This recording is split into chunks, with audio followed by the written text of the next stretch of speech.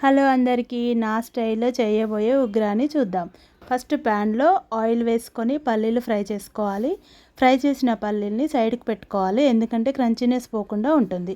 అదే ప్యాన్లో జీలకర్ర, ఆవాలు, కరివేపాకు, పచ్చిమిర్చి వేసి ఫ్రై చేసుకోవాలి. తర్వాత ఆనియన్స్, శనగపప్పు, మినపప్పు వేసుకొని 2 మినిట్స్ ఫ్రై చేయాలి. అందులోనే టమాటాస్ వేసుకొని లిడ్ క్లోజ్ చేసి పెట్టుకోవాలి. మళ్ళీ కొద్దిసేపు ఫ్రై అయిన తర్వాత బొంగుల్ని తీసుకొని 5 మినిట్స్ వాటర్లో నానబెట్టి తర్వాత ఆ వాటర్ని పిండి ఈ పోపులో వేసుకోవాలి. 1 మినిట్ కలిపిన తర్వాత అందులోనే కొంచెం పుట్నాల పొడి, మనం ఫ్రై చేసుకున్న పల్లీలు, సాల్ట్ వేసుకొని కలుపుకోవాలి. Tasty ఉగ్రాని ready. మీలో ఎంతమందికి ఉగ్రాని రెసిపీ తెలిస్తే కామెంట్ చేయండి. నా వీడియో నచ్చితే లైక్ చేయండి. Bye bye.